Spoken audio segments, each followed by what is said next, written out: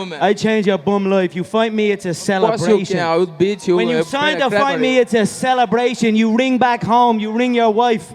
Baby, we done it. We're rich, baby. Conor McGregor made us rich. Break out the red panties. We're rich, baby. Yo, yo, yo. Welcome back to the fifth round. As always, your boy, Stephen Moustaris. And, man, I don't even know where to start. It's been a couple months since I've done a video, probably. Strictly only because I've been working my ass off. Taking care of people with disabilities isn't easy, and also pouring concrete during the middle of the summer is not easy at all. So, I've just been hustling, doing the damn thing, but definitely been keeping up with fights. That's for fucking sure. Kind of just watched over the weekend in France, the Tai Tuivasa, Cyril Gane fight card was just overall just amazing. And then clearly, I got the posters in the back. You got UFC 276 and then UFC 278. So it's been a lot of fun fighting. I'm never missing. So but the one thing I have been missing is talking about these. Not that I get views on these or anything, but it is a lot of fun to sit here and kind of chop it up, because a lot of my friends are NFL fans, MLB fans, NBA fans, NHL fans, that type shit, like the big sports. And then you got little me over here who's the biggest MMA fan ever. So which shit leads me perfectly into this video. UFC 279 this weekend. There's so many places I could start, but basically what I'm here to talk about is the Nate Diaz, the Khamzat Chimaev fight. And originally coming up to this fight, I was not shocked about it, because if you're an MMA fan like I am, at least like into it, where like you're Googling UFC news every fucking 5 seconds, you're keeping up on Twitter, keeping up on Instagram, like with all your favorite fighters and and media members and whatnot, to always get the scoop. Then you weren't too shocked about this matchup, I can truly say. Like it's been rumbling there for a while. I know all of us in MMA know that Nate Diaz and Dustin Poirier have been talking shit back and forth, and honestly, not necessarily shit, to be honest, more like, they're just talking their talk, and they both are agreeing to fight, and they both are respectful of each other, and they want to do it. They've been supposed to do it since like 2017, I believe, and it just never came to fruition. It would be a perfect last fight for Nate Diaz, in my opinion. Clearly, I think everybody wanted the McGregor fight, but with McGregor going out the way he did, with the leg injury and the setbacks he's doing, it's just not the time. So, we're sitting here left with, what's the last thing we're going to do? The UFC's been shelving him. I did a huge video. I shouldn't say huge, but to me, I did a video where, just me talking about the UFC fucking over Nate Diaz, and this was before the Khamzat fight got announced. And then here we are. Now we are, UFC 279. Clearly, I'll go over the small stuff real quick. Nate Diaz's last fight on his contract. Doesn't seem to want to renew it. Coming down to the end of his career even. Who knows what he's going to do, which, I'll probably talk about. And then you got Khamzat, who's the up-and-comer, the wolf, the hungry wolf that's coming up, that has just been killing everybody. And then, just had his huge fight with Gilbert Burns just a couple months ago where, Gilbert put it on him, dropped him, and, it was everything Khamzat could ever want. And especially as a fan, everything you've ever wanted. Like, clearly you'd probably want him to knock him out quick, but for him to show that he can go all 3 rounds with Gilbert fucking Burns, like, come on, man. That's some talent shit. So, I won't lie to you, leading up to this fight, literally for the last, I don't know how many months now, I'm sitting here like, this is going to be a massacre. Khamzat's going to murder Nate Diaz. And honestly, for me, I know a lot of people are looking at that Gilbert fight with Khamzat where they're saying, well, if Khamzat fights like that, then, Nate's going to win. And it's like, no, I think that fight was huge for him to have it, so he knows not to do it now. So he might be smart as hell for this Nate Diaz fight. So I don't see him gassing at the end or anything. So, it's getting ugly. But then here I am, Tuesday morning. Right now, I guess it's about 1 o'clock now in the afternoon. So Tuesday afternoon, 4 or 5 days before the fight. Here I am. Woke up this morning, almost had a dream last night that Nate Diaz pulls this shit out, and I'm having some flashbacks, to be honest. Let's look back to 2009. I remember this vividly as fuck. It was a matchup between Melvin Guillard and Nate Diaz, where I think Nate just got done losing to Joe Daddy Stevenson and Clay Guida in the same year, within the last couple months in 2009. And then you had Melvin Guillard, who was just on a rampage. I think he just beat Gleason Tebow a couple months before that, who was a younger Gleason Tebow who's coming up, who was still probably even better than what we've seen him against, like Habib and stuff. So, and then, you know, I'm pretty sure he took out one more. I'm blank. It might be like Takanori Gori, or Gomi, I should say. It was somewhere around there. But anyway, I remember Melvin Guillard being like this hype train. It was like everybody was like, oh, this kid, you know, he's young, he's stylish, he's flashy, he's all this stuff. And I remember going into the fight, watching. It was a fight night, and Melvin Guillard's dad had just passed away that month. And it was a huge fight. It was his first fight without his dad. And I remember the whole crowd. I'm pretty sure it was in Melvin Guillard's hometown. And, you know, he knocks Nate Diaz down early, young Nate Diaz, and then Nate gets him into this triangle. And I remember then was the time. I know a lot of people are bigger fans of Nate before that and stuff, but I remember that was the time where I really was like, damn, I really like Nate Diaz a lot. Because, I mean, we're grown now. It's 2022. You all know Nate Diaz take a fucking punch, get knocked down a couple times, and come back and win. That's what he does. But at the time, you know, when we're starting to get to know the kid, you know, it was a huge win. And then, I mean, you fast forward a couple years later, I know he goes on a nice little win streak, and then he gets his fight against Benson Henderson, didn't go his way for the belt. But then, you know, 2016, I remember he was going to fight Michael Johnson, and Michael Johnson at that time was starching people. I think he just got done beating Dustin Poirier. And, you know, a lot of people were starting to be hype on this guy. And a lot of people loved Nate, but he was a more submission guy. Great boxing, but, like, never had the power.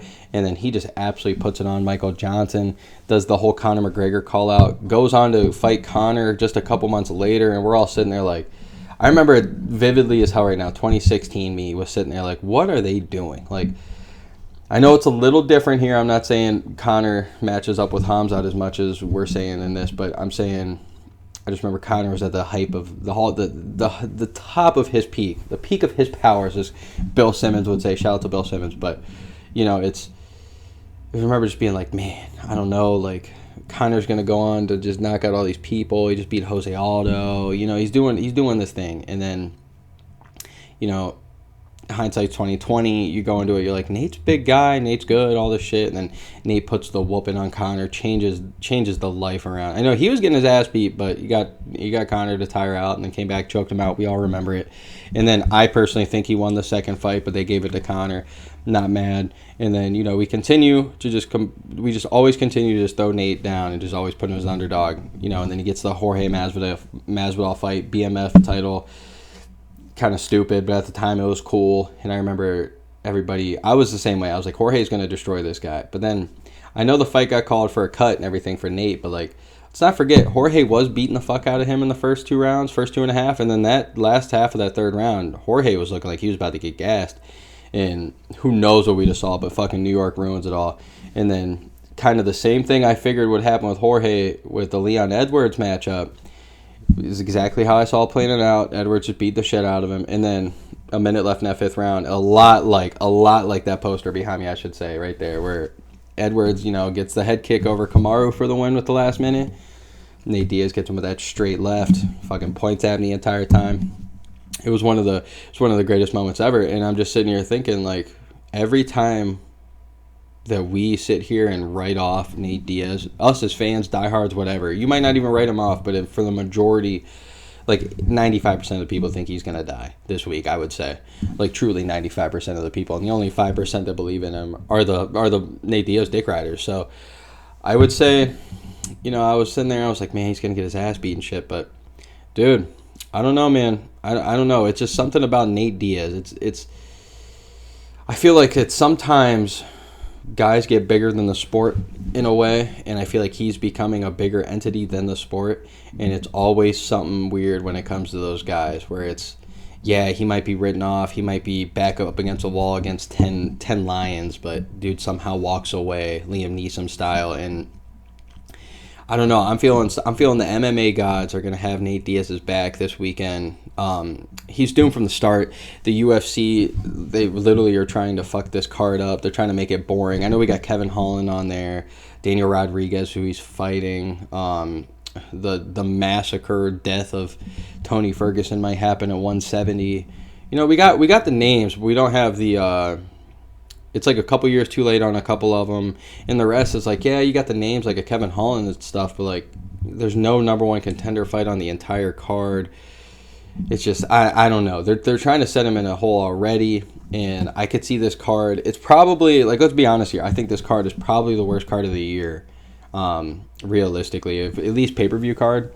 And you can even argue that some of like the UFC Londons and the France one we just had, and a couple other fight nights this year, like the Max Holloway one that led off the year, and all these really dope fight cards that we get, or fight nights. I would say those are, this one's probably on the bottom half of for the actual fight card. Clearly Nate Diaz is going to take over, but like even with the UFC fucking him over and giving him a terrible, main card and the prelims and shit, just to fuck Nate Diaz's numbers, I'm going to see Nate Diaz might make this a top 3 pay-per-view of the year just for the purchases. And then what else is on, like, I know Dana White's always big on not necessarily giving the keys to the fighters anymore. Now that Conor kind of like did his own thing and is kind of hurt the UFC, at least on the marketing of like, hey, we let you go box and now you got to fight with us, but you only fought 3 times in 5 years, so it's like, or 6 years, so